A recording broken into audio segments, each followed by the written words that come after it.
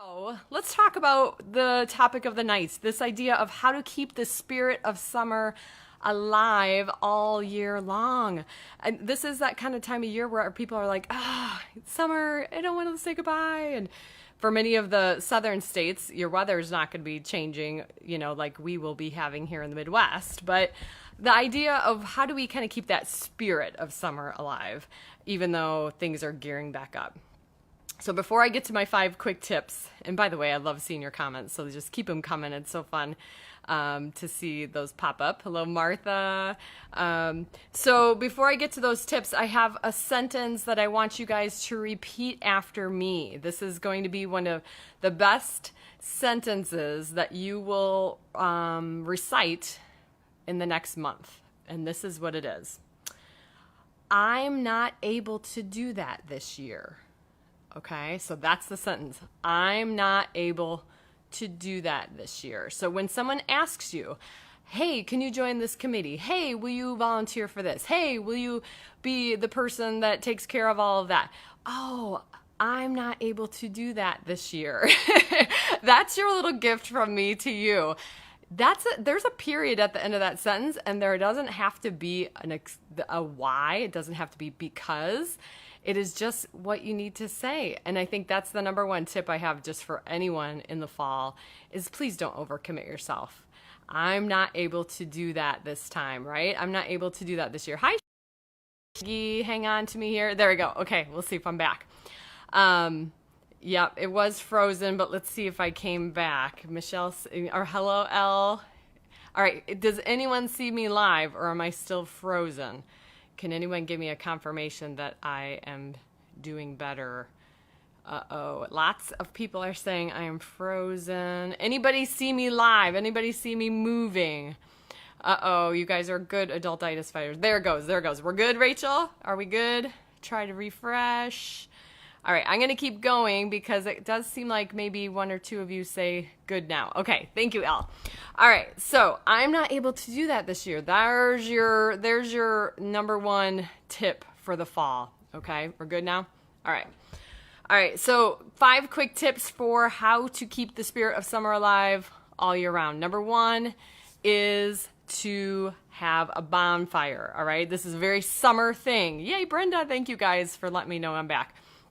Summertime bonfires, s'mores, the whole thing. But this is also a great time of year for bonfires because you are trying to connect with other people, especially maybe new groups that you haven't seen, over the summer. Have a bonfire. You could still do s'mores. It could be either, if you're in the Midwest, it could be kind of that fall chilly bonfire kind of thing. If you're in the summer, you can just continue your awesome summertime bonfires. So that's my first tip. Okay. Number 2 is meekend fun. All right. Not weekend fun, but meekend fun. And Jason and I used to talk about this, is the idea of protecting your meekends. So at least once a month, you're going to carve out what you're going to call a meekend. And it is a weekend just for your household. Okay. Whether that's you, your spouse, your partner, your family, maybe it's you and a friend, maybe it's just you, okay? And you're gonna protect that weekend once a month to do what you wanna do, whether it's a staycation, maybe go on a little fall trip, whatever it is, but no one gets to touch that weekend. And you could do that once a month, permission granted from us here at Escape Adulthood to you, and just do that. Carve it out. It's something to look forward to. It's something to kind of, when things get busy and you have all these new fall commitments, it's something that you can kind of protect and keep for yourself, your meekends. All right. So number 1 was have a fall bonfire. Number 2, carve out your meekends, right? And number 3 is get outside. So just because maybe people are getting back to school or, your fall routine is started back up with different commitments and committees and whatnot, does not mean that you can't get outside like you do in the summertime.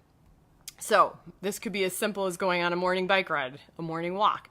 It could be a lunchtime walk. It could be riding your bike to work, if anyone still goes to work. I don't know.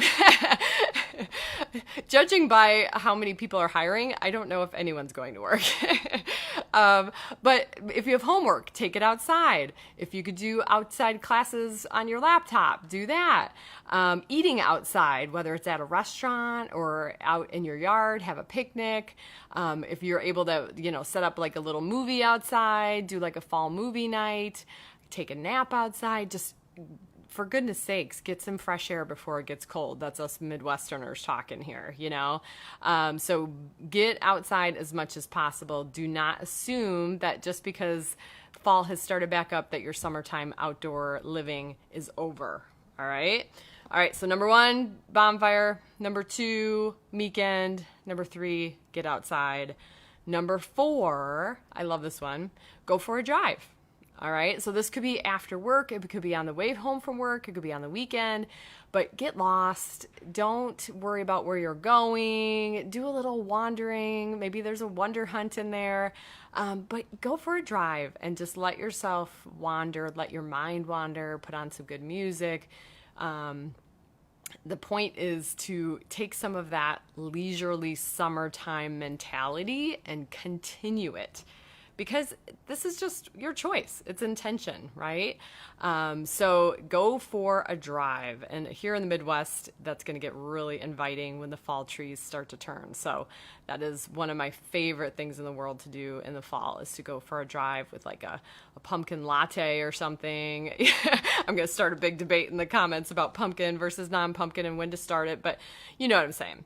All right, my last but not least idea, I kind of like this one. This one we were talking about with the kids, the idea that fall does get busier, especially if you have kids and out, activities, but to try once a week to have, and this is, do it on a weekday, all right, some sort of fun day breakfast. All right, so maybe it's a Monday because Mondays are a little rough. Maybe it's a Friday because you're celebrating. Maybe it's Wednesday because you're trying, to get over the hump.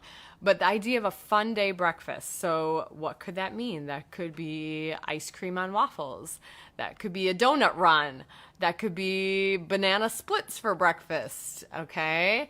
So try to come up with one fun day breakfast during the week. So preferably during your work week, your school week, whatever it is, and have a fun day breakfast. And maybe you mix it up each week. It's not always the same. But I kind of like that idea because that is a very summery thing. We do a lot of spontaneous treats in the summer in our household, whether it's ice cream runs or s'mores or whatever it is. We're always, doing something sweet. So the idea of why not bring that into a fall routine as well. So I hope those 5 ideas kind of help you. Don't lose that spirit of summer that we all love. After Memorial Day, we're all excited about all this summertime fun. And then something hits in August where we're all like, oh, summer's over. And it's like adultitis wins. We're back in the routine, yada, yada, yada. But intention is the name of the game here, guys. Carving out that me time, having some bonfires, go for a drive, stay outside, have some fun breakfasts, and I think we can kind of keep that spirit of summertime alive. So